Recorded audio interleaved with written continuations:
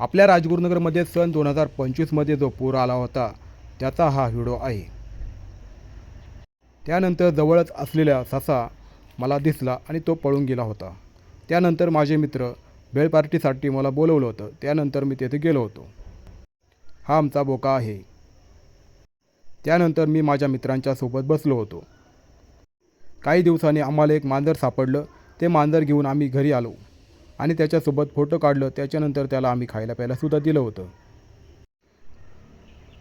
लहान मुलांना प्राण्यांविषयी विशेष आवड असते, तसेच त्यांना मांजरसुद्धा खूप आवडतं। त्यामुळे सगळे मांजराभोवती गराडा करून बसले होते। कोकणे चिंचोली गावात काही मुले क्रिकेट खेळत होती, त्यामुळे मला काही काम नसल्यामुळे मी तेथे टाईमपास केला। त्यानंतर नातेवाईकाच्या घरी शिवे गावात आलो। तेथे लोक काहीतरी खेळत होती। त्याच्यानंतर त्यांच्यामध्ये सुद्धा जाऊन मी माझा वेळ वाया घालवला आणि त्याच दिवशी शिवे गावात संध्याकाळी लग्न होतं, त्यामुळे मी लग्न पाहण्यास गेलो। मित्रांनो, बाकीचे लोक लग्नात जेवण करण्यासाठी जातात, पण मात्र मी चांगल्या चांगल्या महिला पाहण्यासाठी जातो। मी ओशोचं पुस्तक वाचलं आहे। त्याच्यात असं लिहिलं आहे की चांगल्या प्रकारच्या महिला पाहिल्यात आपल्याला एक पॉझिटिव्ह एनर्जी भेटते। त्यामुळे मी जास्त करून चांगल्या महिला पाहतो। त्याप्रमाणे पुरुष माणसाचा जो अरा असतो तो दूषित असतो, त्यामुळे मी जास्त करून पुरुष मंडळी पाहत नाही। महिला पुरुषांपेक्षा प्रत्येक गोष्ट श्रेष्ठ आहे, त्यामुळे ते जास्त जगतात। तसेच त्यांचं आरोग्यसुद्धा चांगलं असतं। त्यांच्यात सहनशीलता असते, त्यांच्यात प्रेम करण्याची भावना असते। पुरुष मंडळीत असा कुठलाही गुण आढळत नाही। पुरुष मंडळी लवकर म्हातारे होतात। हॉलमध्ये लग्न करण्यापेक्षा मोकळ्या आकाशात मोकळ्या ग्राउंडमध्ये लग्न करणं कधी पण चांगलं। लोकांना वाटत होतं लग्न कधी एकदा लागते आणि कधी एकदा जेवायला भेटते, कारण 99% लोक जेवायला चाललेले असतात। पुढील दिवशी वनदेव शिवे येथील मंदिरात मी गेलो होतो। मंदिर खूप प्राचीन आहे आणि हे पा जे लाकडाचं उभं असतं त्याला काय म्हणतात माहीत नाही, परंतु त्या कलाकृती खूप कष्टाने त्या काळातील लोकांनी बनवल्या आहेत।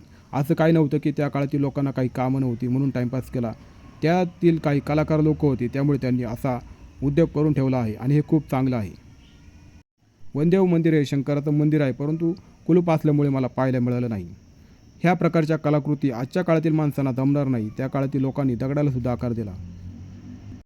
मंदिर पाहून झाल्यावर त्याच दिवशी संध्याकाळी कुठेतरी लग्न होतं आणि आमच्या नात्यातील लोकांचंच लग्न होतं, त्यामुळे लग्न पाहण्यासाठी मी गेलो।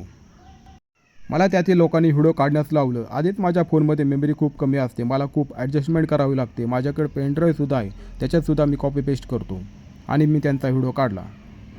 व्हिडिओ काढण्याचे कुठले पैसे घेत नाही, फुकट काम असतं। मी सगळ्या लोकांना फुकटमध्ये व्हिडिओ काढून देतो। जो मांडवटाळा झाला होता त्याचं लग्न जांभूळपाडा, तालुका सुधागड आणि जिल्हा रायगड ह्या ठिकाणी होतं। त्या ठिकाणी एक मंदिर होतं, त्या ठिकाणी मी पाया पडलो। कुठलंही मन देवाच्या दारात गेल्यावर अतिशय शांत आणि पॉझिटिव्ह बनतं। आजकाल लव्ह मॅरेज होतात आणि हे पण एक लव्ह मॅरेज आहे। हे आमचं नातेवाईक आहे।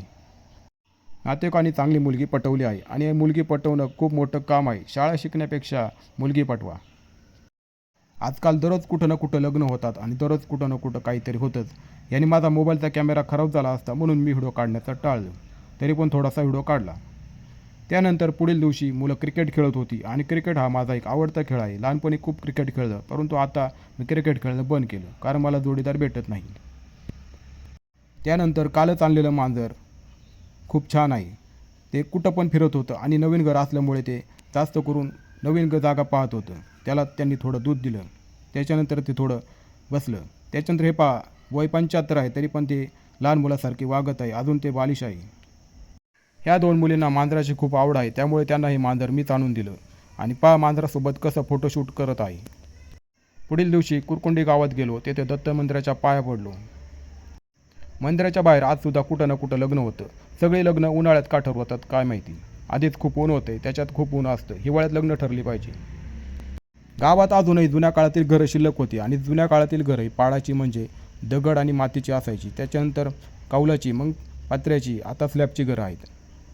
मित्रांनो, आजच्या काळात शाळेत जे शिकवलं त्याचा काही उपयोग होत नाही। शाळा फक्त एक टाईमपास करण्याचं आणि लग्न जमवण्याचं साधन आहे। शाळेतील सगळा अभ्यासक्रम हा कालबाह्य आहे। शाळा शिकून काहीच उपयोग नाही। शाळेतून फक्त आपल्याला मित्र मिळतात, चांगला टाईम व्यतीत होतो, बाकी शाळा लिहिणं वाचायचं शिकवतं। त्याचं पण 99% ज्ञान मी यूट्यूब आणि इंस्टाग्रामवरूनच घेतलं आहे। मला शाळेने काहीच शिकवलं नाही। मुलगा आणि मुलगी योग्य वयात आले की त्यांचं लग्न ठरलं जातं, कारण वेळेत लग्न नाही झालं तर आयुष्य खूप बोर होतं। त्यामुळे सुखदुःख, त्याच्यानंतर आठवणी तयार होतात, फिरता येतं, जेवता येतं, खूप सारी कामं करता येतात, त्यामुळे लग्न करणं खूप गरजेचं आहे। ह्या बाबांचं वय 85 आहे, अजिबात वाटत नाही.